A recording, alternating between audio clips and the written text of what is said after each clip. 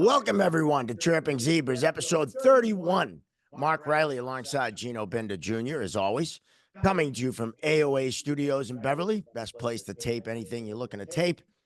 Want to thank our sponsor, the Referees Crease, your one-stop shop for all your refereeing needs. As always, they're so supportive of us. And before we get into this episode, and we have a great guest tonight, we gotta recap a little bit about last week and Lenny Clark. What a roller coaster that was. Buckle up.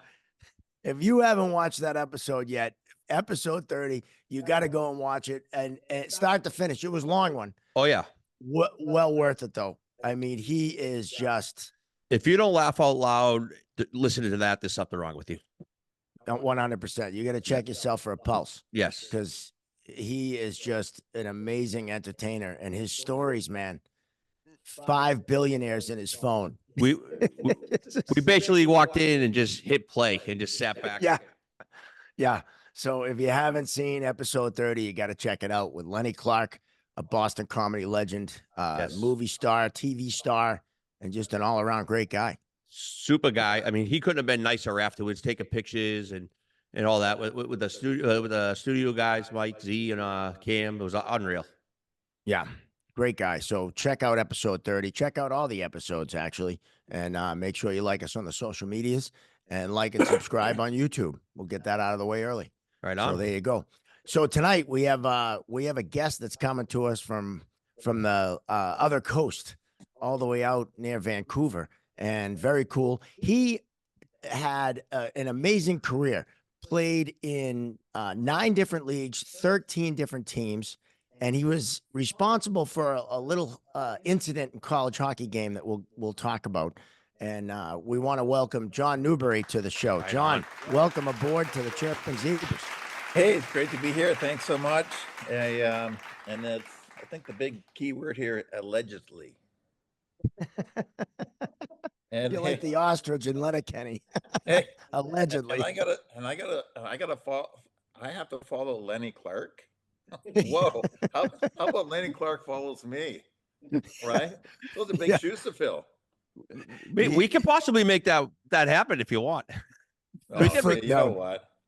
Hey, it can't be any worse than the debate I watched the other night. True. Anyway, Very true. Very good. So before we get into everything, 1982, you played for University of Wisconsin. You're playing North Dakota, and a little something happened, a little incident, perhaps the worst brawl in all of college hockey in the history of. You know, it's funny, the 1982. So what does that give us? I'm 42. That's the year I was born. Oh, that long. Yeah. Okay. Yeah. Wow. Yes. 1824. Oh, 42 years. There we go. Yeah. So anyway, it just to little background on this. So I got recruited. I could have went to North Dakota and then I went to Wisconsin on a recruiting trip. And the last game of the season, North Dakota was playing Wisconsin. And back then you don't have social media. So you just sort of go like, rotary telephone sort of, here we go, right? Here's the info, right? So I'm watching the game. North Dakota, they have Taylor was there. He's the big gun there. Anyway, they end up winning the national championship that year, which I didn't know until later. And Wisconsin loses both games at home. And Grant Stambrick, who's, I got to bring him up later, assistant coach, says, "Oh, sorry, I said, you know what, it's great." And I had a friend, Ron Vincent, who was from Victoria, where I'm living now. He was going there. So he kind of like, "Hey, why don't you come here? It'd be great." And so I did. So anyway, so we win they don't make the playoffs. And the next year we win it all. First year, freshman. I'm like, wow, can't be that difficult, right? And so, so then the second year we go in there and I'm we don't have the social media, the tweets, and you can't really hear about yourself, good or bad. And so it was a different world back then, right? As we all know. And well, we do. And so, Mhm. and Good point. so, yeah. And so I'm trying to think, it was a second period. I just came off a shift and I was taking a sip of water and, and then I seen this player, as to know as Kerry Eads. He was their captain, and he started chirping to our D man Bruce Driver. But Bruce came in as a freshman, like myself, because there's 8 of us, and so he was my buddies, and this looked like a tough looking guy.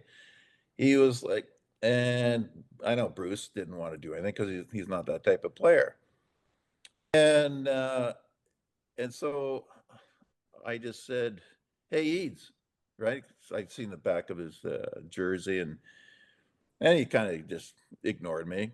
So I hit him in the back of the neck like a straight stream with a water bottle. And he turned around and like, "Do that again, I'm coming after you." And I'm like, "Ooh," sort of thing.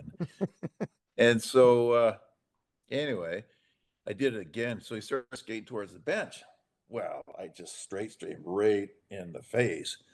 And so he came onto our bench.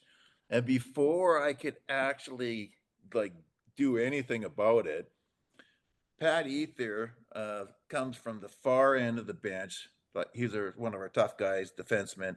He comes roaring down there, takes out Eads, and because our benches were right beside one another, Yep. and you could walk, you could get like there's no barriers, and so it was full on, and it was I ended up on the pile, and then it got broken up, and then went on again, and then it was as the tables show, it's and for like 42 years now, people are still talking about it. My daughters, go ahead.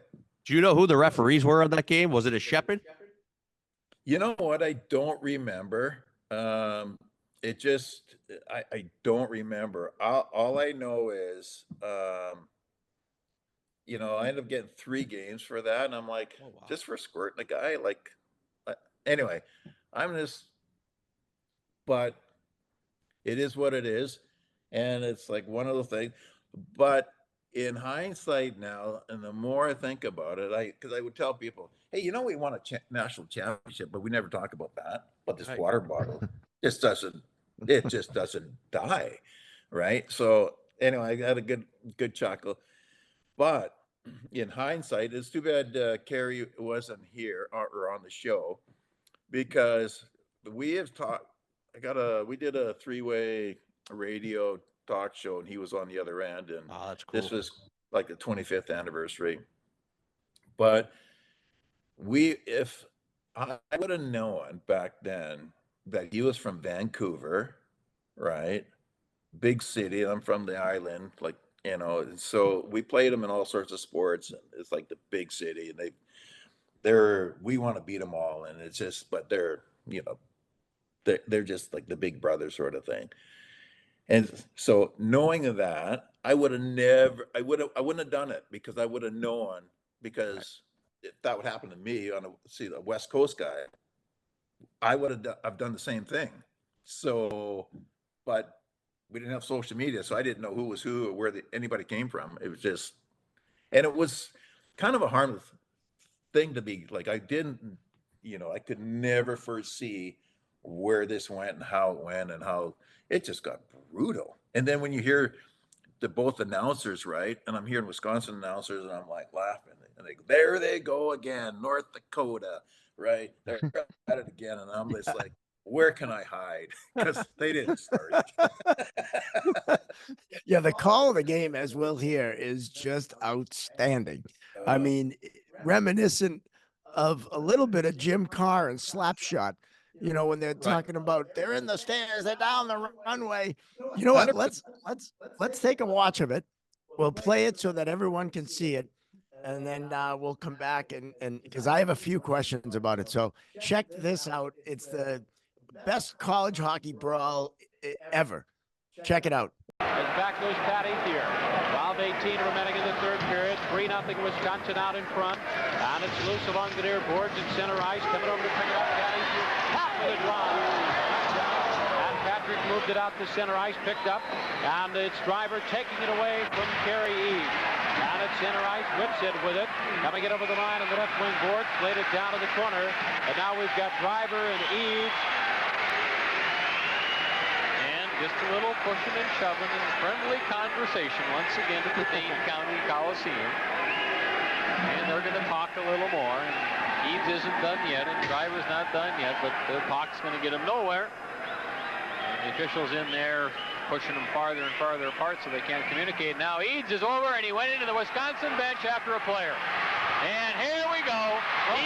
Eads went right into the Wisconsin bench after the players. North Dakota has emptied their bench. And they have emptied their bench. They're fighting out in the aisles and every place else. And Eads went right into the Badger bench. He initiated it. They're down through the aisles. They're fighting with the police. They're fighting with the fans. And North Dakota has done it again. There's no question about who started that. Eads walked right into the door of the Wisconsin bench and started swinging his stick. They're down in the aisles. They're fighting with fans. They're fighting with police. They're beating up on Badger. 2-on-1 in the runway. And here they go again. Oh, boy. And you tell me why it's North Dakota that has every single one of these, Paul. You tell me why it is. And they're not done yet. They're not done yet. Here's Stone, 5. He's running at somebody. He's coming back for more. Oh, what a horrible display for college hockey. What a horrible, horrible display. They did it with Minnesota. They did it with Denver. Now they've done it here in Madison. And we've got some stuff going on out of the ice now, too. It's going to go on forever. We got Todd Lacey and Paul Messino. They're going to duke it out. Beissinger sitting on top of his net. One Badger really got whipped, unfortunately. Denny Helwick is down there trying to... Two of the North Dakota players took one of the Wisconsin players into the runway and threw him down on the concrete and were really wailing out. We got another one going to neutral ice. And this is a real duking out. That's Eads again. Oh, boy. This is going to go on. Better get the police out here. Now we got another one. Lexi Downer and Brennan. Lexi and Brennan are in it. McKenzie, I believe it is. Boy, oh boy. You talk about... You got to get the police, and here come the police. And the Badger's on the ice just getting really... Eads is really drilling him. You talk about Bush. Absolutely Bush. And Eads went right into the Badger bench, swinging his stick, and that started it all. I hope Gasparini and Miller and his whole crew are proud of the great job that the University of North Dakota has done on another rink. I'm sorry to say that, Paul, but you take a look at the league, and they've been involved in every single confrontation like this. Kerry Eads started it all when he went right into the Wisconsin box. It's a terrible disgrace for college hockey. Terrible. Absolutely disgusting. They had a brawl with Denver. They had problems in Minnesota. They had problems with Minnesota at North Dakota. And I don't care what anybody says, it's always the green and white that's involved. Well, it's a real lack of class, I'll tell you that. It sure is. And it makes me wonder about a coach's control of his players. And things have been going so well, and it had been such great hockey up until now. And here they come again. And Gino's got no control over it. The thing that really was irritating, Eads went into the Badger bench. Look at this. And then North Dakota. Bob Johnson has got his players on the bench. And North Dakota, Paul, emptied their bench. They emptied their bench. That's a class hockey program. Well, there's the difference between the two. Wisconsin's players are on the bench right now, and North Dakota is still trying to get into it. And, of course, the Badgers, when they were getting beat 3-0 last night, did the same thing, right? Yeah, they sure did. Now they're going after the crowd. Boy, they're Bush. I don't care what anybody says. This is really bad. 21 for North Dakota. Archibald goes in after people in the stands. See, the thing that you wonder about, the Badgers losing 3-0 last night. Did they start a brawl? No way. Have the Badgers been in a brawl all year? No way. And we're not saying we're the greatest angels in the world or the cleanest hockey players under all But occasions. the whole thing started when a North Dakota player went into the Wisconsin box. Well, I'll tell you, this is horrible. Just no control whatsoever over their players. None. What are you going to call for penalties? Well, if you follow the rule book, if you leave the bench, the rule says you leave the bench, you're out of the game. Everybody's That's out right. of the game. The entire North Dakota Let's team go down off and the see if we bench. can pick it up.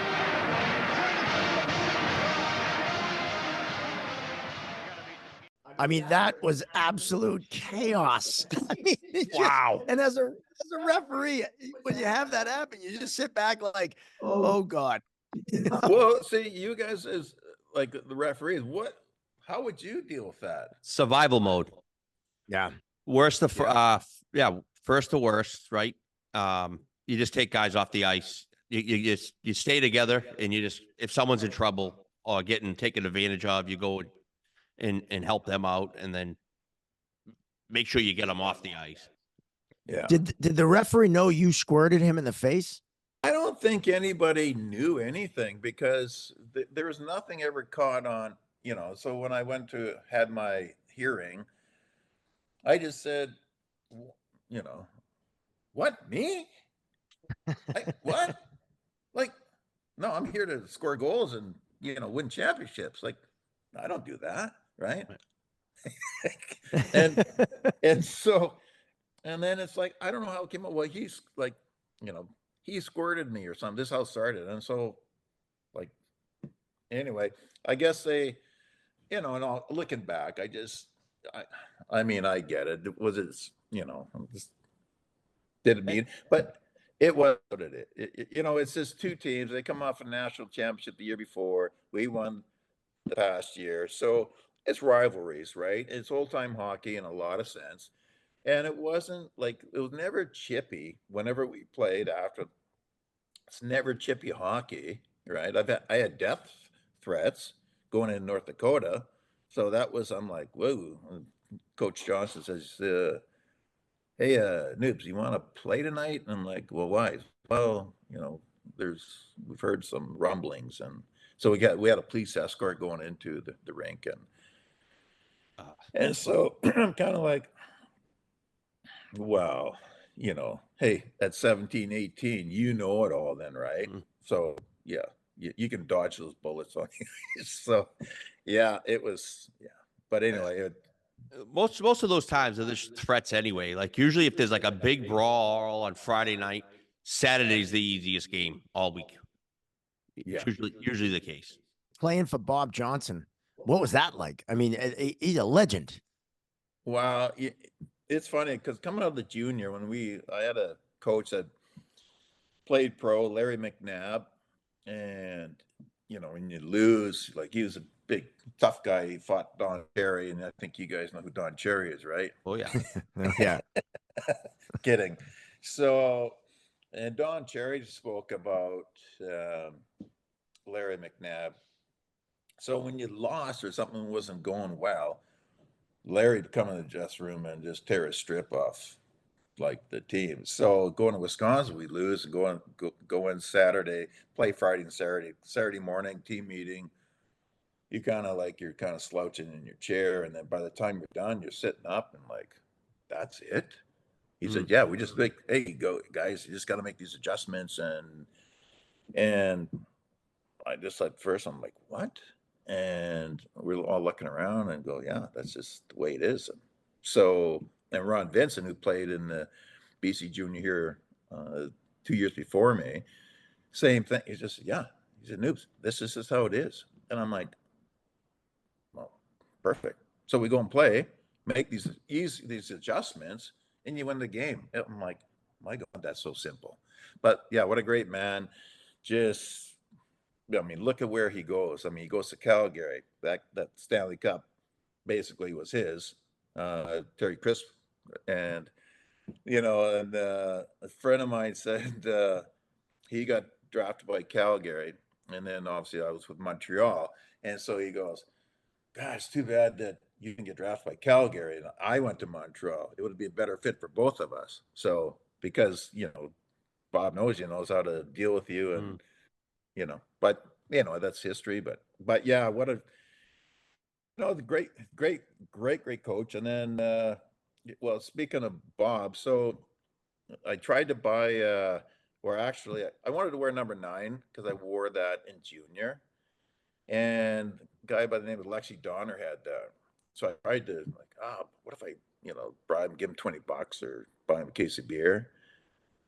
Well, that didn't work out because I think some other guys said, "Hey, Noobs, Lexi's parents, they're like millionaires, so that's really not going to fly." And I'm like, "Oh, okay." So then Bob says, what number do you want to wear?" I said, I don't know." And then he said, "Well, how about number 10? That's Mark's jersey, right?"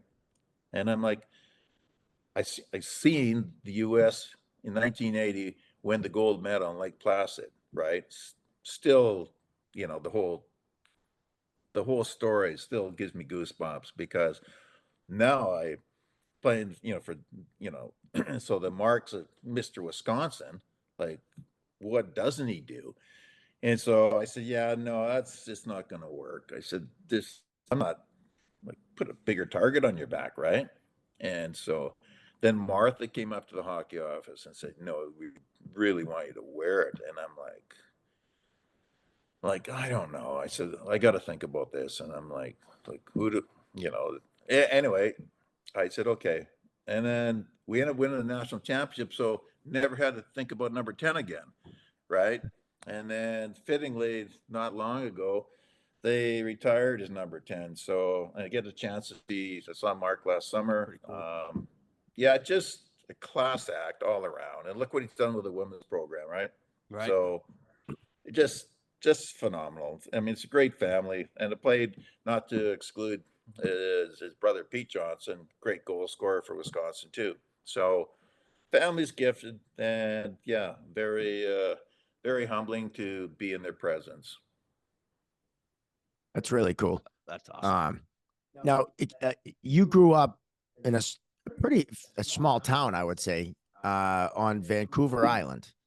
Yeah. So, and we've had guys on the show like John Carter and Frank Simonetti who grew up in the Boston area, ended up playing for the Boston Bruins and lived every kid's dream.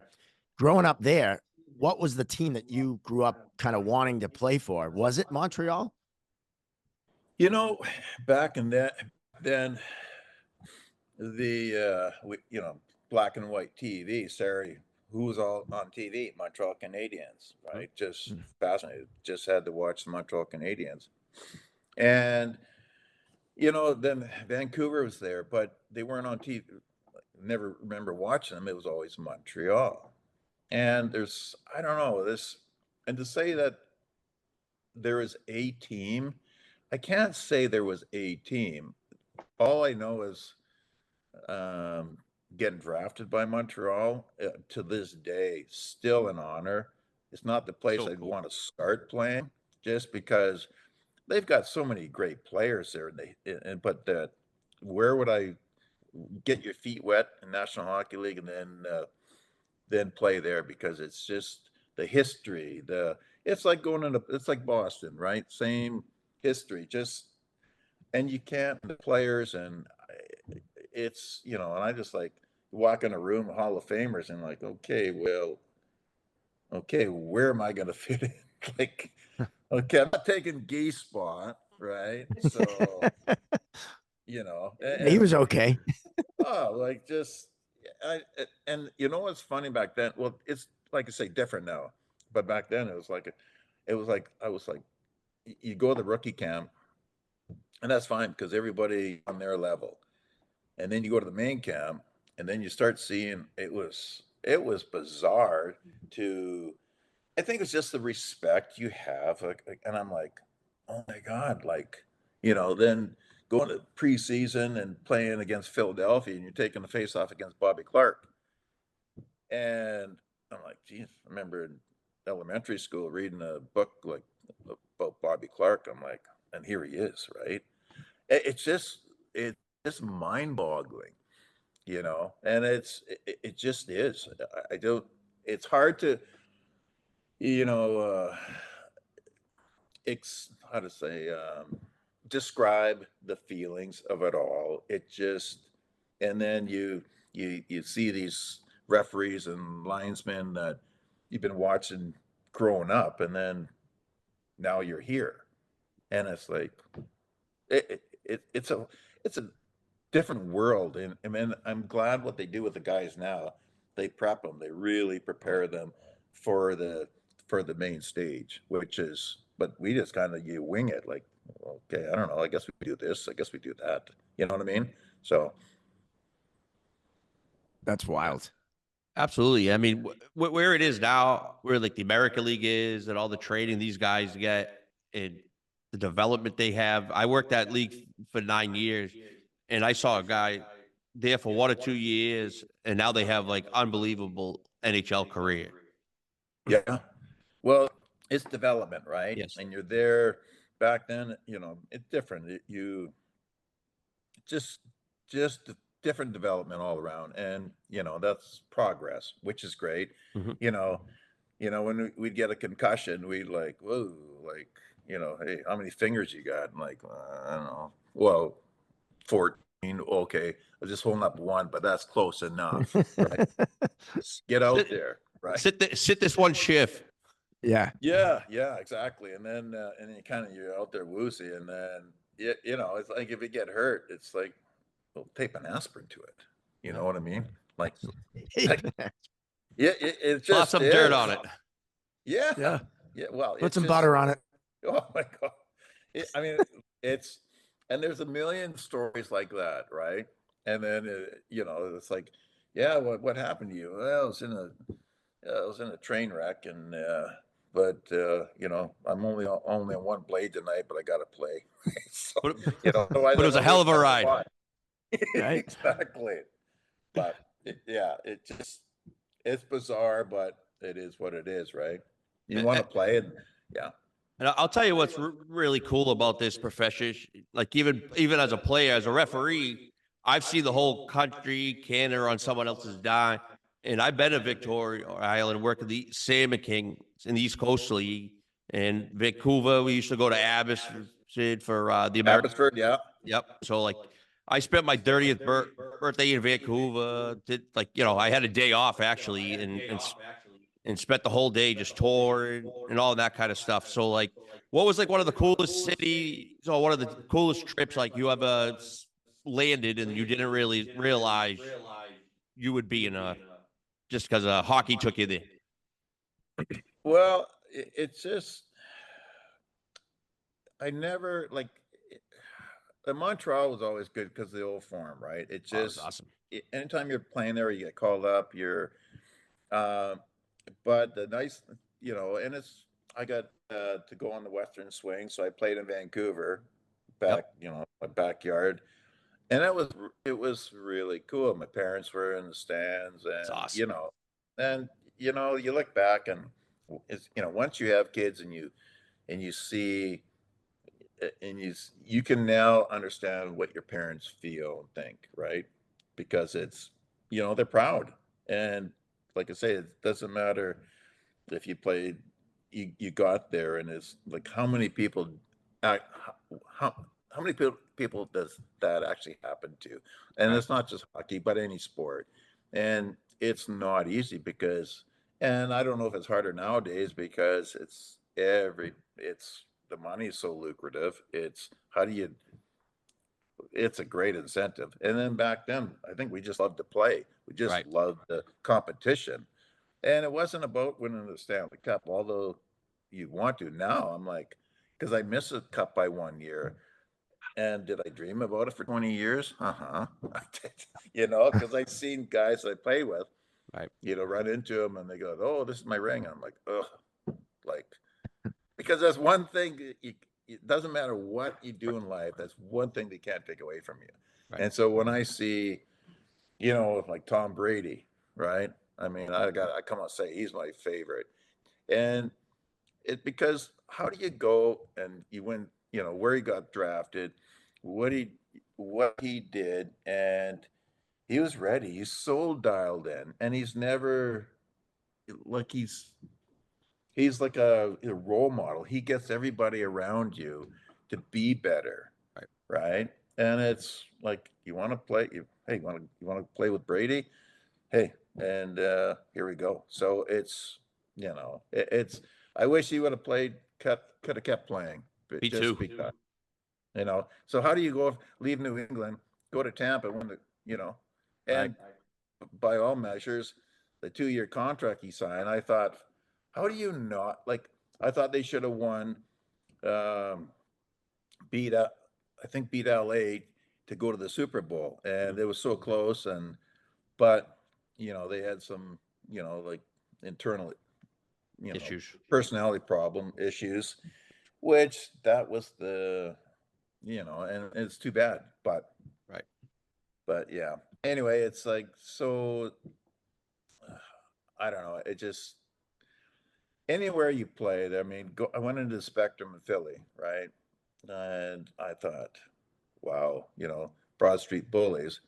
And the thing with that is, when I was 12, I went to a junior camp here, Victoria Cougars in the Western Hockey League. And that year, Mel Bridgman was playing. That was his draft year. So we moved from Up Island to Victoria when I was 12, just turned 13. Well, Mel took me under his wing. He got drafted #1 overall by Philly. And this is I want to say 1979. No, sorry. It would have to be 74, 75, 70, just after they won back-to-back Stanley Cups. Okay. So right mid-70s.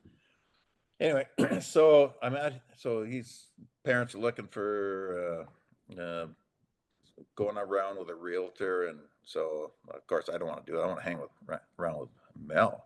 So we takes me golfing, we go do whatever, and then he calls me, hey Rook, and I go, yeah, Mel. He says, go read that letter. He got a letter from the Philadelphia Flyers. It goes, dear, I don't know, Joe Bridgman. Hey, congratulations for getting picked over first overall by the Philadelphia Flyers. We'll see you in camp. Well, it really pissed him off because it got his name wrong. And it's like, I said, well, what? Well, how come? How did they do that? They said, well, they're sending a message to me early saying you might be somebody in junior, but you're nobody here. And they just won back-to-back cups. So he said, you know what? So I went in. So then I seen him the next after the season. I said, how'd it go? He says, I got so ripped, and I was like, because he's a tough guy too. He says, went into Philly, playing against taking the face off against Bobby Clark because they want to see how you play against certain guys, right? And then puck goes in the corner. Clark goes first. He says, I go in there and I'm gonna ram the shit out of him, right? I'm gonna show him that Mel Bridgman. Now you're gonna know Mel, my first name. He goes there, and Mel wasn't a great skater, but got there, and then obviously Clark knows he's coming. Did whatever. Mel just gets a slight piece of him, ends up on his backside, looking up, right? And you got all the Broad Street Bullies. Back then, they put, like an inch of Vaseline on your face for fighting so it slips. Yeah. And they're saying, get up, Rook. Let's see what you got. Right. And so, yeah, that's when men were men. Yeah, I know. So, it was a different, so going there, you seeing this and hearing this about the history, and yeah, so it was pretty cool, right? But I wish I could have said I played in all the ranks, but it's just Right on. Did you ever play at the Garden in Boston? Oh, yeah. Well, that was a nightmare. That's when they had. It was a small rink, right? Yeah. Oh yeah, tight. Yep, and Oh, hot. and anyway. Oh, so we get a friend of mine was playing the Jeff Courtnall, Oh yeah. Oh yeah. and yeah. So because he's from the island too. We grew up little kids playing against each other at billeting back then. He and so I got one shift. I think I don't know who we got caught, but we got hemmed in pretty bad. Well, there's no room to breathe there because it's so small. I didn't realize how small it was until like, wow, right?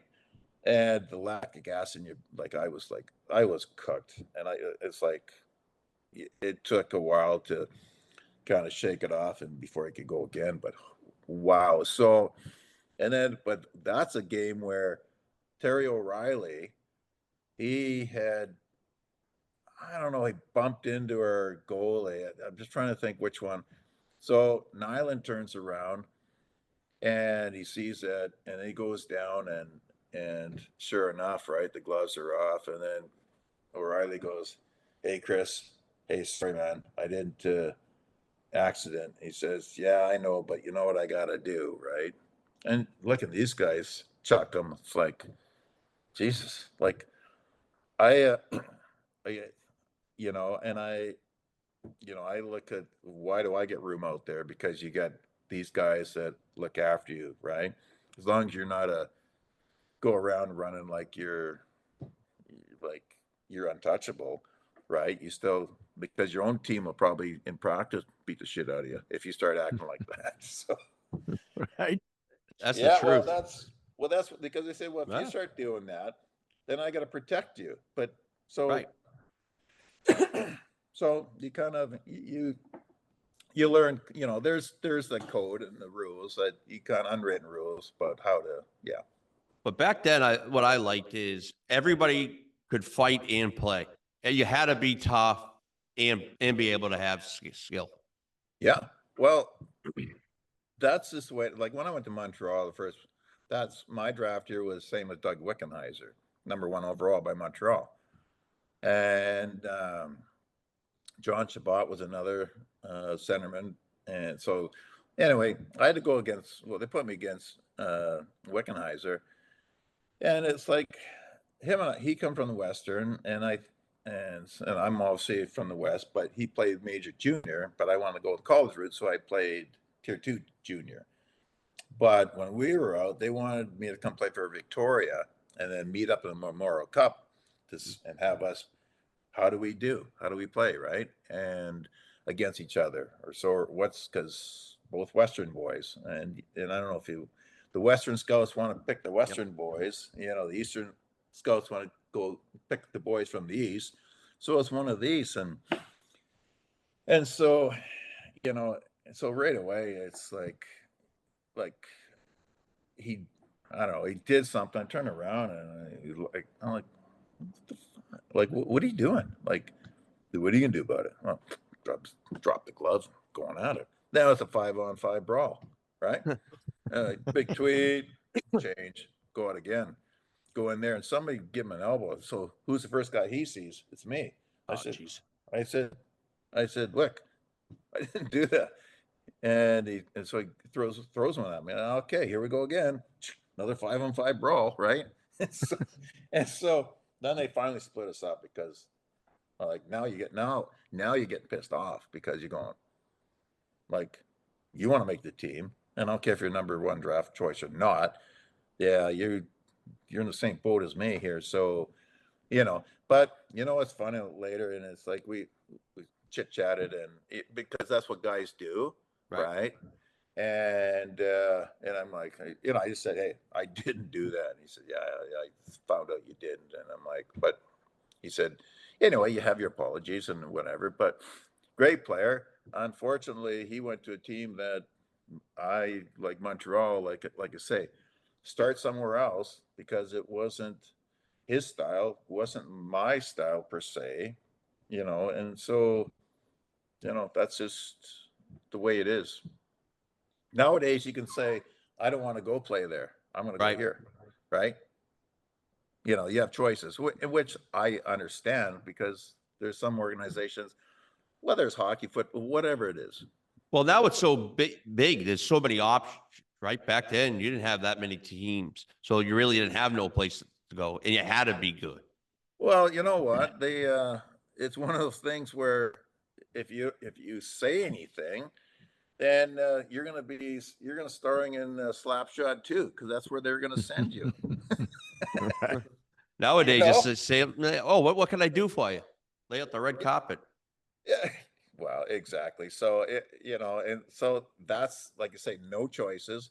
You're just, you know, just be happy that we picked you and we'll play you when we want to play you. And I'm like, well, how do you argue with that, right? Right. So, but I got to tell you a funny story. So after what, maybe 85. So after the season, Serge Savard, well, Montreal went through a couple different coaches, and I finally had Jacques Lemaire as a coach, and I wish I had like I really liked him because you know it's like I didn't realize how many Stanley Cups he'd won because where are you going to look this up, right? And it's not like you pull out your phone and go, holy smokes. And but he's a great coach, just all around, just great. And the guys I play with, great. And then so I go up in Serge Savard's office, and he says, "Hey, John, have a seat." So I goes, "Hey, do you smoke cigars?" And I'm like, sorry, Serge, no, like, no, I'm not going to light one up in your office, right?" And then, but you know, and so he goes, "So what do you think about the year?" And I'm like, "Well, you know, I said, obviously, the more you play, the more you get comfortable, right?" And it's like anything. It's like he says, "You think you can make the team next year?" And I said, "100%, right?" And yeah, I know what I need to work on or how I'm going to get into like a full-time spot on the team. So he says, what kind of money are you looking for?" I said, "Well, $1 million a year." And this is back in mid '80s. He's kind of puts a cigar down and goes, "$1 million a year?" He says, "How do you figure?" He said, "Well, that's what you're paying the Russians, right?" He goes, "Yeah, give or take." And so he goes, "Well, you're not Russian." I said, "Well, I got 17,000 home fans that think I am." I'm like, "What do you mean?" Because every time I'm on the ice, right, they're screaming, "Get that Newbery off." You know what I mean? So, but because That's my, pretty good. oh yeah, so so you know, like, so anyway, so because my first game was in the Stanley Cup playoffs against Buffalo, and it was pretty cool because I'd met Scotty Bowman in Wisconsin on the recruiting trip. So I'm skating around, right? Who do I see? Scotty Bowman, right? I'm like, and then I'm like, and he would give me a wink, and because it's like, oh my God, like that's Scotty Bowman, right? Sort of thing, like the face of the franchise, basically. And so anyway, my first shift, I get a pass, like, you know how you curl down here, and then I think I am not sure who, say Larry Robinson passes to me. I go across, I'm left-handed, right? So cross ice pass gets picked off by Gilbert Perreault. First shift, and the 17,000 home fans booed me. So I go to the bench, and then I can't remember if it was Carbonneau or Guy Lafleur, and the French accent. Hey, so Johnny, how do you like playing for him? I'm like, oh, that's great. It's so great. It's nice to be loved here. So it's not an easy place to play. It's just, and you know, but yeah, when you've won how many, like, what is it, 26, 24, 26 Stanley Cups, Crazy. and they expect to win. Like, why wouldn't you? So hey, they pay the ticket, they can boo as much as you want, but you know what? At least they love you, right? So, but There you go. So just to give context to the old garden, it was 191 feet by 83 feet. So now it's 200 feet by 85. Well, Wow. back then, I would have loved to practice in that rink, right? Mm. Yeah. Just, because you don't, hey, and it's like, that, the old saying is, no forecheck, no back check, no paycheck. Well, who likes to back check, to be honest? Like, who Right. likes to block shots? Like, it is what it is. Yeah, if you block the shot, but hey, you're out for the season because you got a broken wheel, right? So It's anyway, wild to think that like you're throwing around names of legends, Guy Lafleur, Larry Robinson, and it's just so cool that you were on the ice with these guys. And these guys, like I remember watching that team and hating that team because they were so good, right? And like Guy Lafleur, I wanted to hate him because he was Montreal, but he was so goddamn good. It's like Derek Jeter of the Yankees. Like you hate him, but you got to respect the hell out of him. well, see, I remember. Okay, you talked about first of all because Jeter.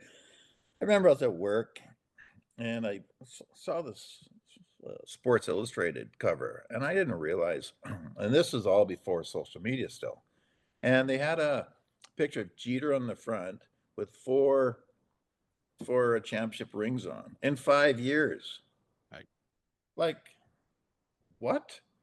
And so, but the and we've all seen the Boston, the rivalry between Boston and Montreal, right?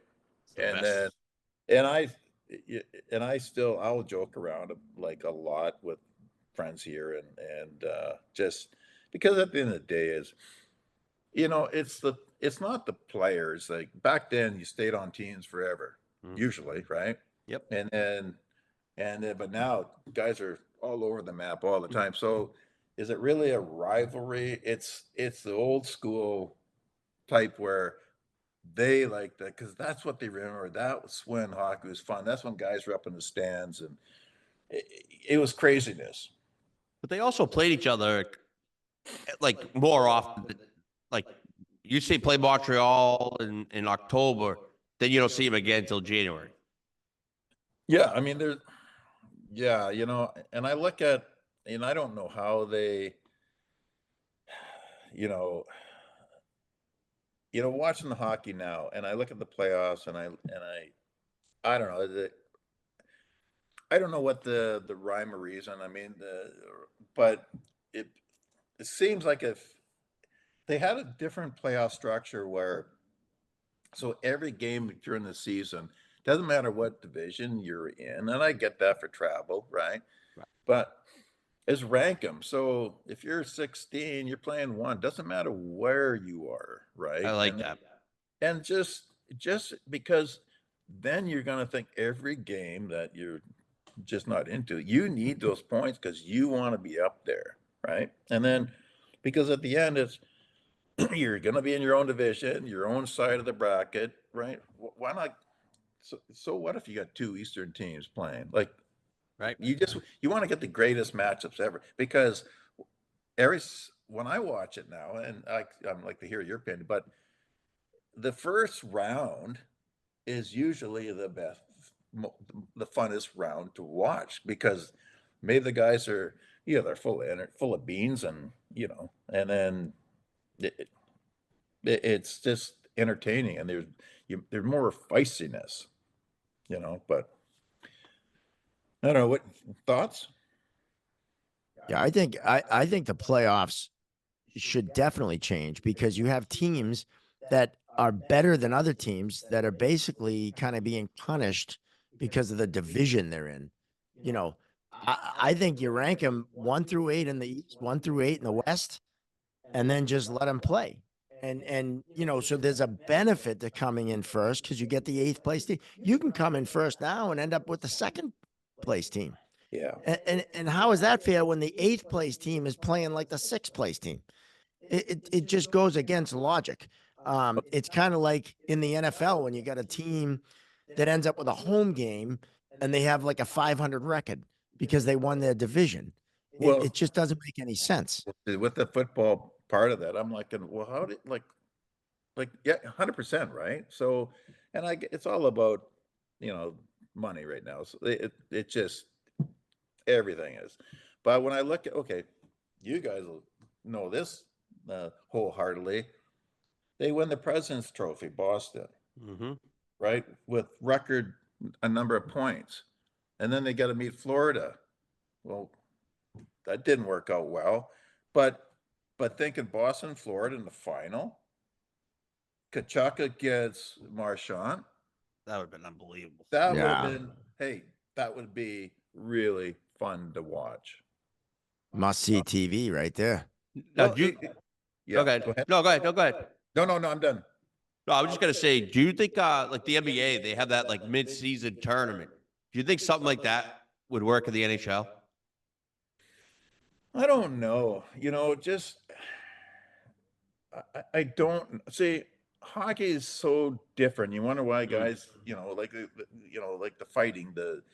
Anytime you take a bunch of men and their testosterone is through the roof, right? Endorphins are flying because it is hard when you're skating, and I'm sure as a referee, when you're all like, and then somebody says, "Come on, ref, open your fucking eyes," right? And you're going, oh, you're not in the mood to put up with that little wanker, right? Right. So you're like, yeah, get out of here, you're on my face. But you're gonna have more emotions than a lot of sports, because you can get a shift that goes on and on and on and on, and then it's some places, and let's face it, some teams, just players hate one another, and so it's human nature, right? So I don't know, to answer your question. I really don't know, like, and though I think the season's too long, yeah, it's The year of the lockout, when they played like 60 games, every game meant something. Those games are awesome to watch. 100%, right? And I go back to college days where you play every weekend, Right. but every game meant the world. And Right. you look at college football, every weekend means the world, right? There is, because there's, if you're not ranked up there, you're not going to see the championship game. It's so. I don't know. I think all sports can learn from all sports to make changes in the right direction. But I got to ask you something. As a centerman taking faceoffs, I'll never understand this face-off rule. There's like, throw one guy out, throw the other guy out. But like, what about just putting your sticks down, drop the puck? What? Like, I've never spoken to a referee about it, but I want to ask you guys. Well, and before we get into that, I'd like to hear, because the face-off procedure has changed over the years, right? And they've added more components and more rules and more constrictions. Back in the day, and I was a centerman too. When you were playing, was it like that, or was it a little more lenient? No, it's just like, like they said, well, like, you can say, well, he's like, great, he's halfway around on my side of the face-off circle. Like, come on. But as soon as it wasn't like, even if you're like, your sticks are down, boom, pucks drop. There's no room for any funny games. And I'm just thinking, like, hey, first guy has a stick down, like you're in there, right? Sticks down, hey, one stick's down, boom, dropping it. And then you get away from all the shenanigans and everything else, right? I don't know. It just seems like it slows the game, because, oh my God, tweet. It's like, now it's like face off. No one really wants it, because you're going to get penalized. Like, what? And then I watched this last playoffs for this past year, and entertaining. But when things get in the third period, get, a little feisty, as soon as you say something, oh, there's a 10-year out. They nullify it all. And it's like, and I'm You get sure you get rid of the headaches at that point with like less than, if the game's out of hand. Yeah. 5 out of 5 minutes. See you later. 10 go home. You're not getting suspended. It's not a game of misconduct or anything. So you can come back the next day, but you're done for tonight. Hit the showers. But as far as the face-off thing goes, like, I feel like everybody now is trying to gain an advantage. Everybody's moving, and there's too much emphasis on it And I think it goes to show too, some lines do it great and some struggle with it.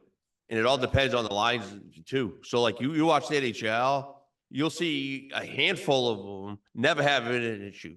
And then you'll see some of the new ones who are just coming in, former player, they're not really schooled yet.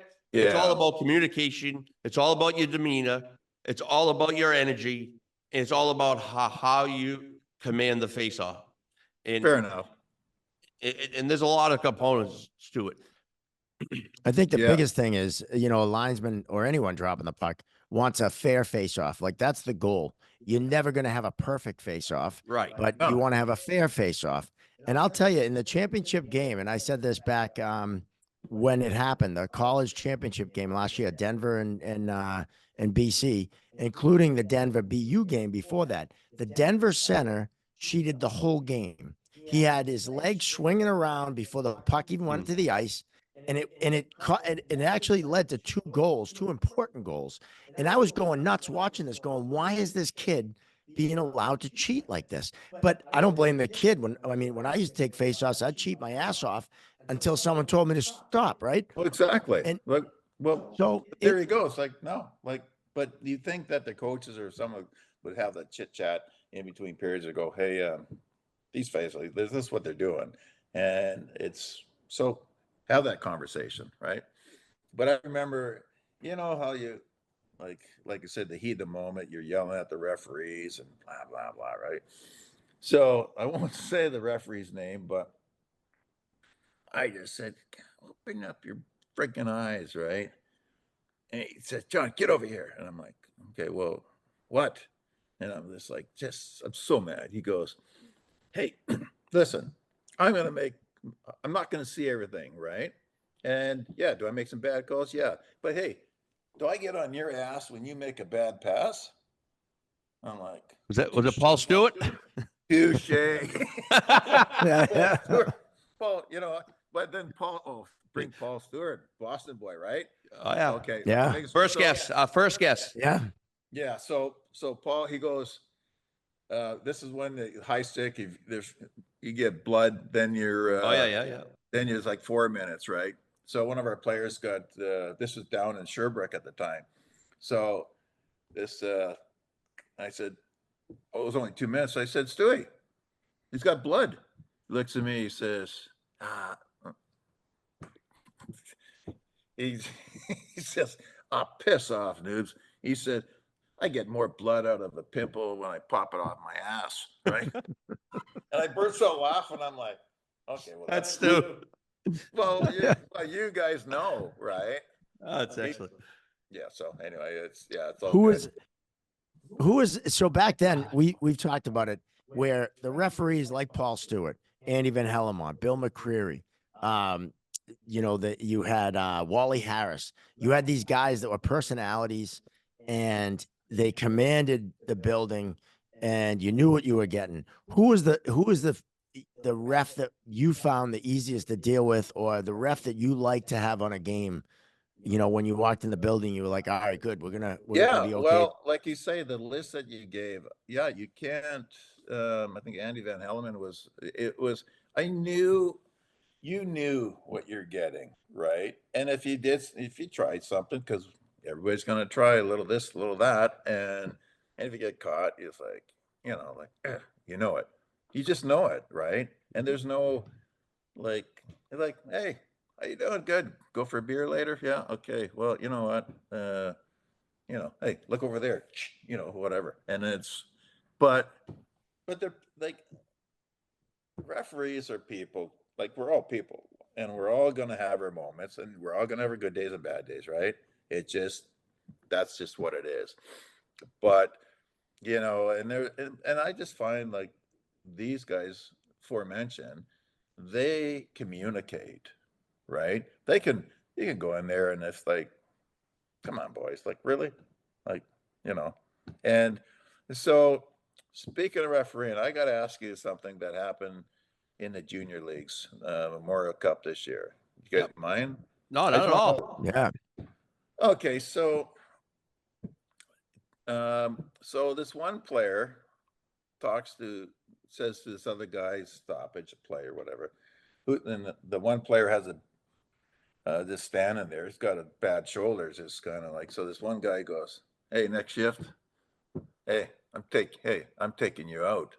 I'm gonna screw up your shoulder even worse than it is, right?" So the guy with a bad shoulder goes, "Look, you're not gonna do anything. You're such a pussy." Right? And so the guy who started the conversation skates over to the referee and goes, "He called me a pussy." So, and I'm like, okay, so I don't know what the referee said but it's I saw the rule. It is rule. You can't call someone a pussy in the Ontario Hockey League. And I'm like, well, who put that in? Like, why is that even a rule? Anyway, so the guy got 5-game suspension, missed the Memorial Cup. So, excuse me. My question is, like, it's just guys will be guys, right? And we could pound on one another and go have a beer after the game or whatever it may be. You know what I mean? Absolutely. I don't like I understand you want, like, you're out in the streets and you want to, treat people the same way you want to be treated, but it's sport. It's a name. Like, Right. oh my God, like, thoughts? I My don't know. my old man always said, you could run someone from behind, put them out for a year, but you use a lot wrong language. Now that's considered the same pen. Yeah. I mean, it's out of control on a lot of fronts, and not just in the hockey rink, right? I do stand-up comedy, and I know in Canada, there's certain words you can't say as a comic on stage, and they're trying to do that in California now. And I think it's the sign of the times. Now, there's certain words, yeah, you don't say, right? There's those words that even back in the day, if you heard it, it was over the line. But they've kind of tried to make this, and I blame everyone getting a trophy as a kid, right? No one can feel any pain, no one can feel any discomfort. Like, we used to call each other all kinds of stuff, and it Yeah. was just at the heat of the moment. It meant nothing. It wasn't meant to hurt anyone's feelings. It was just one of those things. All right, I get there's certain words you shouldn't say, but calling a kid a pussy and then getting 5 games for it, I think that's and the OHL is the league that's trying to take fighting completely out, correct? I think And they have. even leaning towards curbing the hitting, right? So I think that's a sign that league's kind of trying to be, I guess you'd call it the woke league. We're not going to allow anything, and it's absolutely stupid, absolutely stupid. Well, It- go ahead. well, and I just think, people, we get so caught up on words. Well, words are just sound waves. They bounce around some bones we can't name in the ear, and our brain gives a meaning or not. Who cares? Like, Well, that kid is a hockey player, and he ran and told the ref, "Oh, someone called me a pussy." It's like, come on. If I was ref, and I would have said, "Hey, you know what? Maybe you are. yeah. Go line up and maybe take a run at him instead of being what you're being told." It's just ridiculous. Like, I've refereed in the summer times, and I'm like, okay, well, listen, I'm always going to get the instigator. So Right. if you hit somebody and some guy clocks you back, I'm only taking you, because if you didn't start it, he wouldn't have finished you. Right. So I get this guy who starts it, not the finisher. And so maybe you'll learn next time, don't do it. Don't start it. But when you call them both, right, it's like the embellishment. You cross-check somebody and it kind of falls off, and it's a referee's discretion. I get that. But you gotta kind of look at, like, yes, there is embellishment where, but you know what? If someone's going to really embellish, then you've got all the video cameras everywhere. You can't get away with it. So, it's, I don't know. I just hate when you see some guy go, if you, a penalty's a penalty, you're out of there. And then for you, it's like, you know what? Embellishment, come on. You have some, in hockey, have some pride, right? It just, I mean, I grew up, if you if you're out lay on the ice and you better have a broken back. Right. Right? Or blood shooting out of your neck or something. Exactly. Yeah. Right. It's got to And be something substantial. yeah, But, and again, I think as a society we've gotten softer. oh my And God. you know, back in the day, there might have been one player that dove or embellished, right? You didn't see it. I mean, back when you played, embellishment wasn't even a thing because no one did it. No. And now it's like all of a sudden you got this soccer influx into hockey, and you got these guys acting like, you know, we've seen it. We've seen Oh, yeah. videos where a guy gets bumped and they dive into the boards looking for a major penalty. Well, And it's that's like, just no. like you got to learn to like we learned to. It's not about like what we did back because times changed. But at the end of the day, it's a fast game. You need to know how to take a hit. You know you're going to get hit, but there's 1,000, 1,002, 1,003, 4, 5, 10 in back in the day. You're still getting hit. Right. Now it's like you're not allowed to hit anybody, and if you do, you got to fight. Right. Because they've taken everything out, so it seems weird that you're going to actually hit somebody now. Now, what do you Anyway. think of the fighting penalty? The instigator 2-5-10. Now it's a 17-minute penalty if you're the instigator into a fight. You know what? Nowadays, let's face it, that you don't have, these big, not, okay, but it's a different mentality, I should say. There's some Right. big players and there's smaller players. And at the end of the day is the fight, even back in the day, the fighters are like, your enforcers are the ones that enforce because you want to set the tone and it's good for the crowd, and you know what I mean. It's like watching Matt Rempe for New York, right? Right. Like they go crazy over it. Like he could run for governor probably, but you know what I mean. But and I'm not saying you got to fight not goon hockey, but I'm not either. I'm just basically saying, like, all right, for example, that Bruins Florida series, right? The Bruins got pushed around. And if they had a guy that could come out, intimidate, and maybe, hey, you're not gonna hit me after Yeah. the whistle, you gotta protect Pasternak, and that's what I'm talking about. So like, well, you're gonna take someone off the fourth line for 17 minutes. It better be work. Well, and to me, that's just overkill. And then I know why they're doing it, and maybe it's the whole hockey market that we have to include we have to make everybody love hockey, and because and it's as far as it goes, you can't. It's sad it's going that way. Yep. But now you say something, well, hey, the sponsorships and these big corporations are going, well, this is how we want you to want the game, because everybody's selling out and they're making different jersey every single game. I'm like, how many jerseys? Like it's expensive to go. I don't know how the average person does that. Right. So That's- I understand it's a big TV deals, and I just watching the NFL, the quarterbacks are signing these whopping deals, Crazy. and I just hey, pay them all you want, but just but make it affordable for people to be able to, not the corporations that or your clients go to a game. I don't know. It just I agree. It's out of control. It really is. And not only the salaries, but and how it's priced out. The average family can't even go to a NHL game or It's a vacation. NBA game. Oh, And what- and I yeah. think I think the biggest difference now, and you mentioned it earlier, back in the day, you played for one team, and yeah, you might get traded, but there wasn't free agency.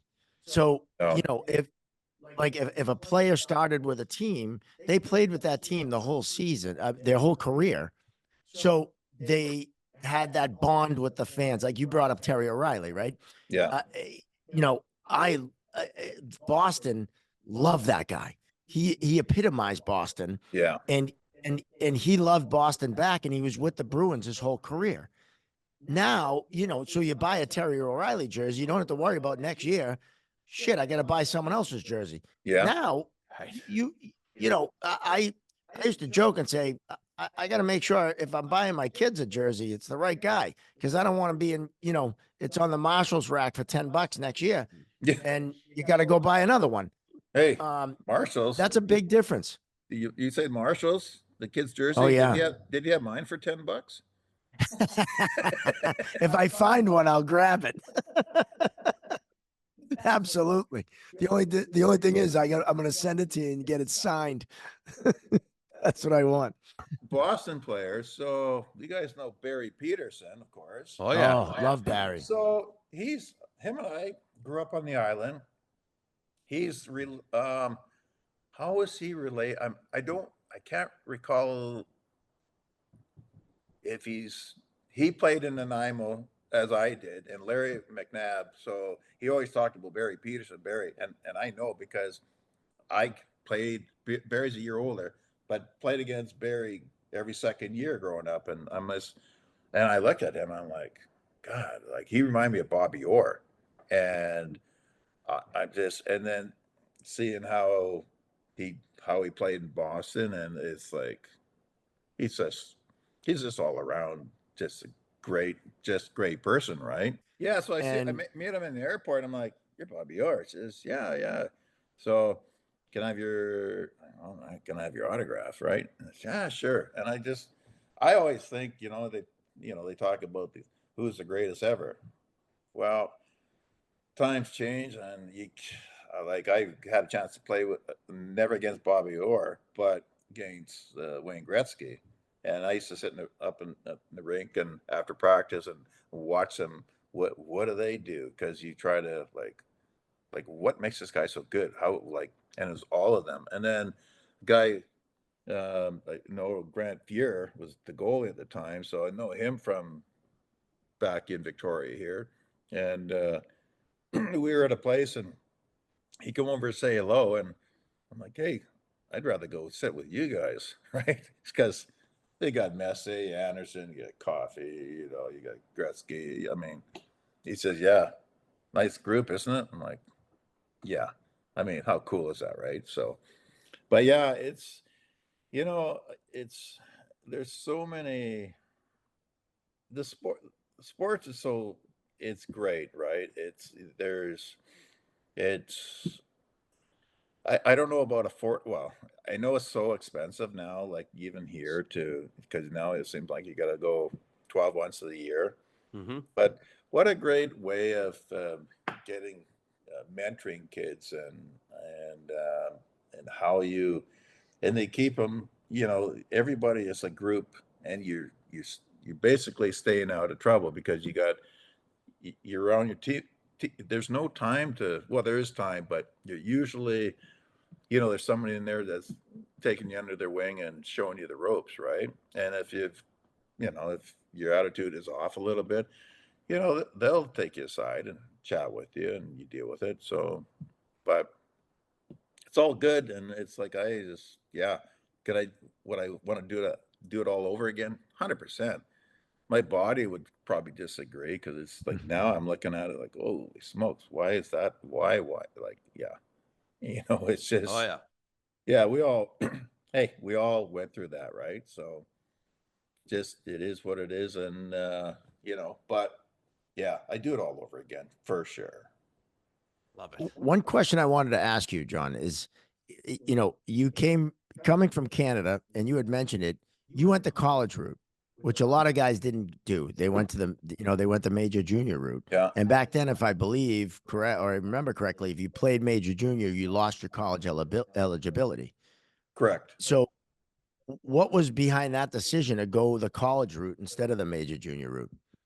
You know what? I mean, I can't, like, back then, and, I speak to friends about this, and I didn't have, not just me, but there's a lot of us in that area. You didn't have the right mentoring about go this route or go that route because, and sit down and go, or go to this school because, or this school because, and you just like, well, it's like I made all these decisions myself. It's like, where am I going to play junior? I don't know. I just figured, play in Nanaimo because it was close to home. My parents could watch, sort of thing. But that was the logic behind it. And as far as your decision making, well, you're basic because you can't Google anything because you just make a decision and hopefully it works out, or you just do your best to make it work out, and it's that simple. I don't know. I know it's Yeah, I was crazy. just wondering because so many guys up there don't go that route. Like, and it's happening now more and more. The kids go to college, right? I mean, they come from all over the world now to go to college. Even D3 colleges Yeah. are loaded with Europeans and loaded with kids from all over. Well, when I see Um, parents with young kids, I just say, go to college, right? And because I can look back now and go, yeah, I wish I would have stayed 6 years, right? Just because it's the most influential time of your life. You're well looked after. And when you come back, there's alumni events, there's constantly, and then you're getting your education. So the worst thing that can happen is you get your degree. And major junior go, it's, and if you're good, right? If you're good, you're gonna, doesn't matter if you go major, junior, or you go college, you're still gonna make it. That's, and so I just say that, like, if you're going to school, it's easier, you're more well-rounded as a person, right? And plus, a lot of the guys I played with, they're living in the States, and they like for me, I would have loved to live in Wisconsin because there's all your peeps and your friends and just going on and on. And and then you got, Jesus, if you want to go to Chicago, you got all of those sporting, you got the Packers, you've got the Badgers, you got it's just a whole, like, and then I look at Boston because we got some good friends from Boston. And, we were just there when was it, last November-ish, I think. Anyway, it doesn't matter, but no, it was weather was really nice. So had to be more in the spring, summers. And you got, um, you got your Red Sox. We went to Red Sox game, and well, it's during the playoffs, so wanted to just go watch Boston play, but obviously couldn't get a ticket. And and then you look at all the colleges around there, right? How do you like it? Life, if you ask anybody in school, they'll look back and go, it doesn't get any better than that. And major, junior, you're traveling, it's just like Wisconsin. I'm like, so I go down and look at the locker room, and it's like, oh my God, like they got all the jerseys, and you get, this guy, that guy, and it's like, and like, hey, let's go in the coach's room, and hey, it's like, oh my God. And then the workout facility. And and then they go, oh, you want a smoothie? I'm like, what? They got smoothies in there? And I go, geez, our game meal was like a Coke and a Subway or something, right? It's like, and then I said, how do you guys fly now? Because we went commercial, waiting in the airport.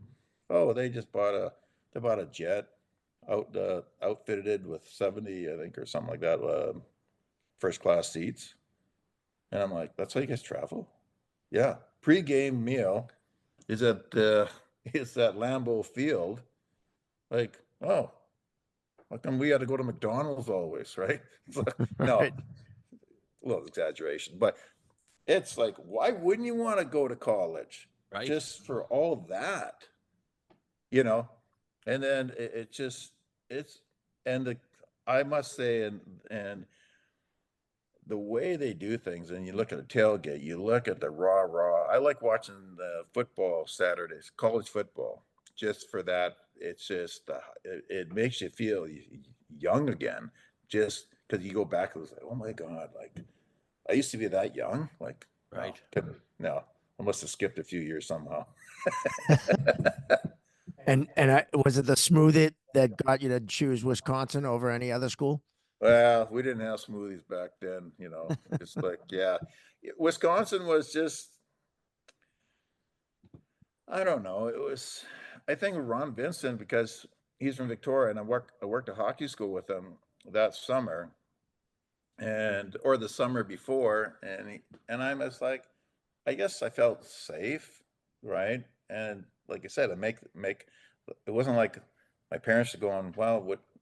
No, I just like could have gone anywhere because I had one of those years where could have went anywhere, and but it was just like I was, where am I going to go where I'm going to be least homesick in a big, because it's now you're going away as a 17, 18-year-old, and it's nice, but it's a whole new like I don't know this culture. I don't know anything here, you know, but looking back, one of the greatest decisions I ever made. So, Good for you. That's yeah. cool. Now, before we let you go, I want to find out what your experience playing over in Europe. So after Montreal, if I back it up, when I was like 13, 14, I blocked a shot playing here, Bantam, and I cracked my kneecap. Well, it just kept snap, and they finally went in and realized what was happening. And cracked kneecap, so I missed a year of hockey. And but then it's, anytime you missed any type of training, then you get atrophy in your leg and your quads. Well, then you can't even, it was hard to skate, get any. So I couldn't have passed the physical. So so I thought if I go overseas, right, less wear and tear in the body. And then if I decide if I want to come back, then at least my body's been well rested, right? And so, but one thing I liked it, so I loved it, and it's so much fun that I just stayed there.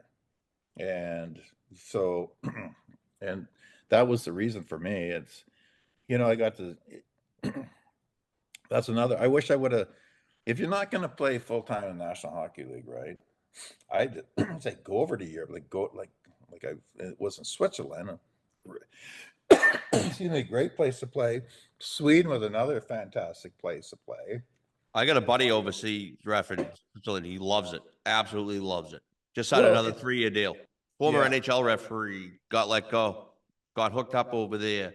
He's like, my furthest trip is 3 hours. Yeah. Unbelievable. Well, it's just when you play, home and away, and then it's the practices. It's more of a family oriented kind of league, but it's great. It's fantastic hockey, and they referee tighter, I think, than they do anywhere else. And European refereeing as well. Usually Finland and Sweden, they're pretty tight as far as what you get away with, and and people just don't play that way. They're just. But I went, but they develop players differently. I went out there on a Saturday to help out. They don't introduce pucks to anybody. What they do is they have to learn to skate properly first, because if you can't skate, what are you gonna do with the puck in you? So once they and so once they progress, then they can once they could do the skills, and they can, okay, you guys are ready to do that, then you can scrimmage, right? And so makes sense, but we all want to scrimmage because that's fun. But same with going golfing there. You can't just show up and, hey, I want to play some golf. Do you have a green card? and this card shows you can chip a ball to a certain distance. You know how you can drive, you can do this, and like you've passed all the tests, so you can go. It might not be great, but you're able to show these skills. And I'm like, brilliant, because how many people go on there that can't?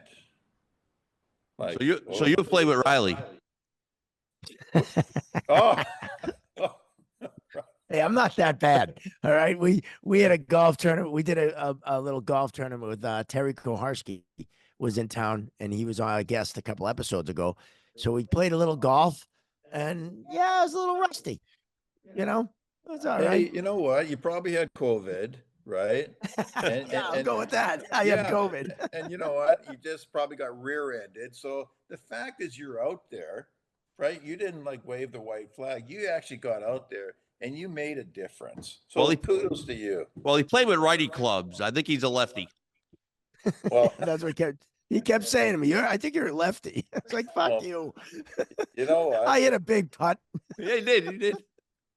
Yeah, exactly. Well, see, that's the best part about the game of golf is the banter, right? It just, I mean, I watched some of the antics on Spit and Chicklets, right? And that's what it's all about. You got to have some laughs, and it's harmless, right?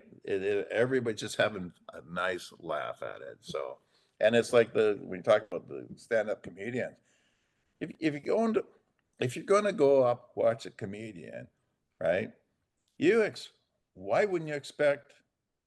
It's not like you're going on the street saying that. You're just, or if you're in your house. So pretty soon, our houses are going to be all mic'd up, and you can't even talk like that in your house. They already are. It just, you know what I mean? It's like, come on, let's start living a little bit again. So, and there's some respect, common sense goes a long way. Exactly. We all know that. So, well Well I said. start every show telling people that being offended is a choice that they can make. But if they do want to make that choice, they can go out, get in their car, and fuck off, because you can't do a comedy show. Well, the thing is, like, we all have opinions, and which is fine, and you have a point of view. So why do you, myself, and us, like, why should we feel, oh, I'm sorry, like, did I offend you? Like, well, you offend me because you're so boring and not fun, and you're running to the referee because I called you a pussy. Like, right? But listen, you guys know John Brophy? Yes. Oh yeah, Brof coached the Hampton Roads Admirals when I was refereeing in the East Coast League. One of my favorite people to deal with. Okay, so I never came across a better dressed person in my entire life. He was like unbelievable, like wow, like, and I just like just wow. So anyway, he I don't think I was always in his good books, right? And it maybe come from college. It's just I'm sure there's whatever, right? So he's benched. This is early. He benched me the whole game. I had to go so 1 second left in the game. We'd already won, right? So have to get a penalty shot awarded to us. So obviously I got icicles hanging from my nose. I'm stiff, right? I'm like, oh my God, man, my skates are untied now because I'm not, no, right? So there's Newbery, go out there and take the penalty shot. And I'm like, what the fuck? What? What? I just ordered like 3 hot dogs, couple beer. No, I'm just kidding. And so I'm like, oh my God, like what a dick. Right. And so I go out there playing against Maine, go take the face off, and I score. And I come to the bench, the guys are going, way to go, News. That's awesome. I look at Brophy, right? He skated my ass off the next morning in practice. Because you scored? He just like, well, hey, he's hoping I would miss or fall on my ass or do something. But when you score, it's like, oh, you fucker, like, Love it. Backfired. But 1 second, okay, who, like, it was a nothing goal, right? What I should have done is kind of did the Tiger Williams, rode my stick around the rink, right? Just went crazy. Like, woo, woo, woo. Love it. But so anyway, so anyway, I left. So after that, I just like, God, I fucking Brophy pissed me off. And everybody knew that. So Grant Stanbrick, my assistant coach in Wisconsin, he calls me. This was a few years ago now. He calls me and says, hey, Noobs, hi, Grant Stanbrick here. And I said, hey, Grant, how you doing? Hey, I said, I just heard that John Brophy, you play with him, for him, right? I said, oh, yeah, yeah. And yeah, he says, it's not doing well. So maybe you should call his wife and see, check in. And, like, so gives me his phone number and address. And I'm like, well, fuck that shit. Like, God, I still hate him, right? Right. And so he goes, yeah. So I'm like, all right. So I go to work, tell the guys, and they're like, yeah. Like, and then I'm like, but I'm kind of feeling kind of crappy about it. Like, maybe I should. And then anyway, I'm like, no, done with that. Over. 2 weeks later, Grant Stanbrick calls me again. Hey, Noobs, got some bad news for you. And what? Brophy passed away. I'm like, no way. And he goes, yeah. And I said, you still have the wife's number? It says, I threw all that shit away, right? So I said, no, here, just give it to me again, right? So now I feel like shit. And so he says, well, maybe just send you. So I call and I said, I took a glass. So I poured myself a glass of wine and I'm like, took a sip and I said, okay, all right. Okay, what am I going to say? How am I going to say it? Because, all right, so here we go. So, hello? Yeah, it says, Mrs. Brophy, it's John Newbery. Oh, hi, John. And I'm like, yeah, you know what? I said, I'll let you go. I'm sure you got a lot of planning things to do. And then she goes, okay, that's great. Thanks. Hey, you want to talk to him? I'm like, what? You want to? Okay, I'm just like, okay, am I just getting punked here? So he says, yeah, he would love to hear. So I pass the phone. Hey, John, it's John Newbery on the phone. And I'm like, good, right? I'm like, okay, this is weird. Sure enough, it's Brof. And he goes, hey, Johnny. Really, yeah, I was in the car accident, but I'm good. I got pneumonia now, but I'm getting better and life is good. And but yeah, how you doing? And I said, good. So we talked hockey and of course and his life and it was the greatest conversation, right? So I hang the phone up and I'm like, I just shake my head and I'm kind of laughing. So I called Grant Stanbrick. I said, hey, coach, hey, it's Noobs here. I said, hey, thanks. I called John Brophy's wife and spoke to her and he goes, oh, that's good. That's good. Really bad news. I said, yeah, but I got some good news for you. He goes, what's that? John Brophy is still alive. He goes, what? I said, yeah, wherever you got your source, like, ixnay that. He's still alive. And it's like, okay, well, hey, Grant, anytime you got any good tips for me, kind of check them out first. like, I'm like, wow, what to this day, my friends still, like, What a hey, story. and then when he did pass away, it was on TV and I actually saw it for real. And I'm glad I made the phone call because like, I can't imagine, I watched Slapshot and well, we've probably all seen it, right? But to see what the league he played with in and how tough and brutal it was, I'm like, Jesus, like old time, like you can appreciate how the game has evolved because that's not fun. And speaking of that, there was this mafia hockey show or documentary out of New York. This one of the sons, he started this team.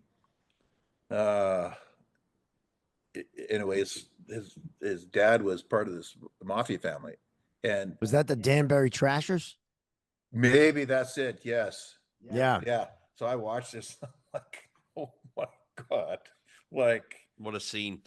oh, I believe that was called Crimes and Penalties, I believe. there you go, Crimes and Penalties. Yeah. Good, yeah. That was fantastic. That was awesome. I'm just like, and I have the utmost respect for these guys that fight, because I don't think people really realize. Like, I remember seeing Jeff Brubaker and Dave Brown fight, and Mm. like, everybody says, "Oh, you got big hands." Well, their hands are like that, Right. and every time they fought, it's like taking a face off against Mark Habshide, and he goes, "Oops, don't worry about," like, I was getting jacked up for the face off, right? So just, hey, relax. I'm like, why? Because look to your left. So I didn't realize that Jeff he replaced my left winger at the time and against Dave Brown. So he said, let's not even go for the face off. Let's just, you and I'll grab each other, right? And so we looked at them. They just boom, boom, boom, right? And every time they fought, one of them got knocked out. Jeez. So then after the game, walk in. So we go some bite to eat and have a couple drinks. And who do I see having beers together? Those Dave two. Brown, Brubaker. I'm like, what the hell? Like, they go, yeah, they have a job. They know what their job is. Fix it. They don't hate each other. That's what they get paid to do. Right. Like, and if someone's going to pay you, I don't know what they're making, but not enough, but taps you and they say, hey, why don't you take care of him? Because if you don't, they'll find someone else. Wow. But I remember a fight came in and something's going on.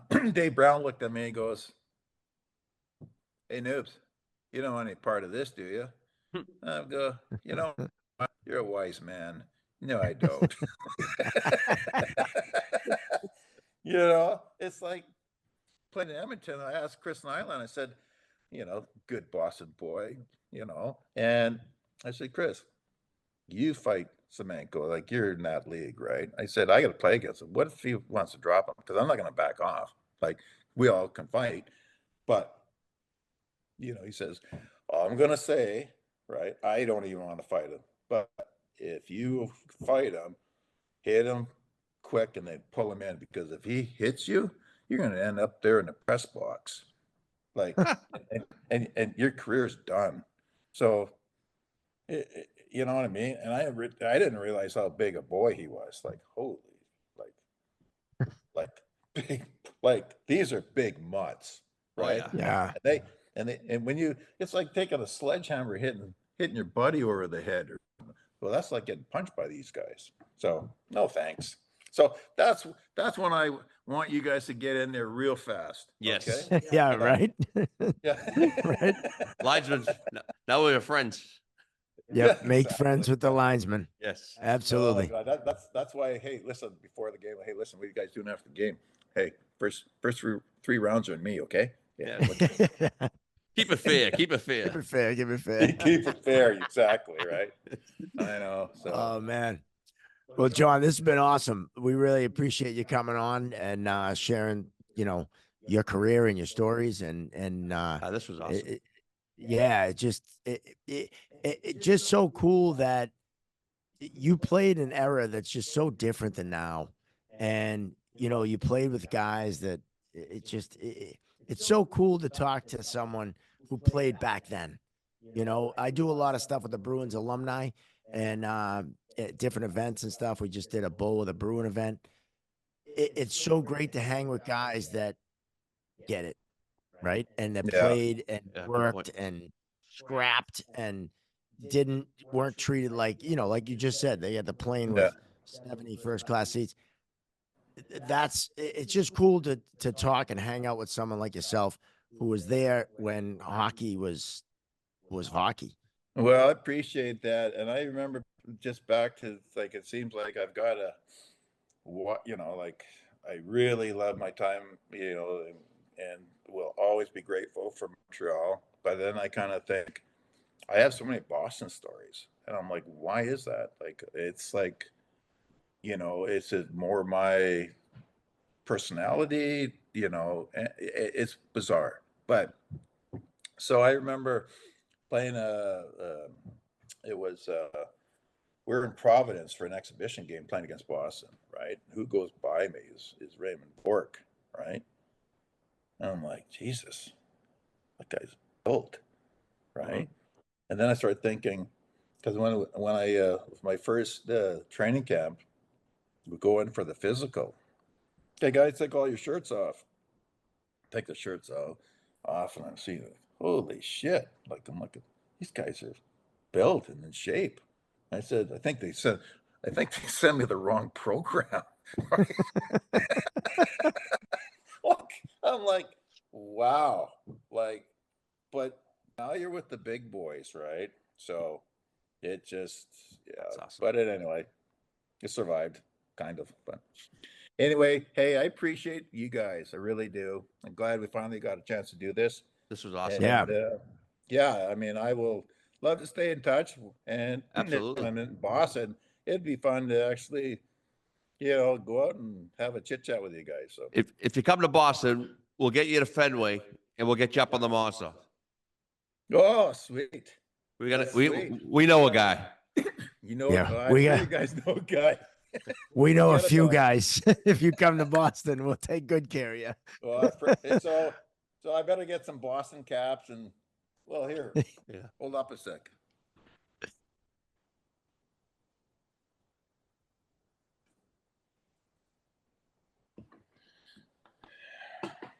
Love it. Oh, there you go. That's a nice one. Yeah. So our friends in Boston, we met them cruising. Their daughter performs, and so when we were there, they're just so fun. Like we have so much fun. So we're gonna cruise with them again end of January and then in May. But it's just, I don't know. And the city, we got to see the city and just go around from A to B, and it's yeah, it's pretty cool. So, you guys live in you live in a great place, and the sports background, and you know what, we'll see what happens with the Stanley Cup this year. How's the team look? Actually, you know what? Looks Pretty pretty good. good. We got to pay Swayman. Yes. They got to pay Pay the Swayman. You can't let go of Vezina Trophy winner to keep the guy that you Yeah. want and not pay him. It's 100%. like you got to pay him. But I think our D, we Solid. got some good size because that's what happened the past couple of years. They got pushed around by Florida. Yeah. And I think Lindholm down the middle. We finally replaced. I think he's a Bergeron type 200-foot player. So I think that's a huge addition. Yep. Is having Lindholm in the middle. I think Well, it's going to be a fun run. You know what? I actually like. I sit here and watch and look at what they do, and I'm like, and it's not it's watching the Florida series, and I'm like, what? Like, how do you guys not just play 16 games, hoist the cup again? Right. Yep. But beauty of sports, right? Never Exactly. know. Well, we Anyway, were in a drought. We were in a drought for about 6 years, a long time for Boston without a championship, and then the Celts won this past year. So, at least we're back to the city of champions. hey, well, there's some other teams that have severe droughts. Yeah, that's true. Yeah. But we suffered a We're long spoiled. time in the city. 6 We years is a suffered long time. Yeah. I'm fair not enough. for 6 years, but we suffered with the Patriots and the Red Sox. That was a long little time between World Series. So we gloat a little bit now because we're spoiled, but Well, hey, you deserve it. How's that? Love it. I love it. I love it. Anyway, thanks, guys. Appreciate it. Well, that was John was quite a guest, wasn't he? He was awesome. It's playing for the Canadians back in those days. It's really, really, really cool stories. Yep. Well, that's going to do it here. Episode 31 for Chirping Zebras. For Gino Binder Jr., I'm Mark Riley. And we want to thank AOA Studios We want to thank the Referees Crease, our main sponsor, your one-stop shop for all your refereeing needs. Want to remind you to find us on the social medias, Facebook, Instagram, the TikTok. Like and subscribe on YouTube, and we'll see you next time right here on the Chirping Zebras. Subscribe.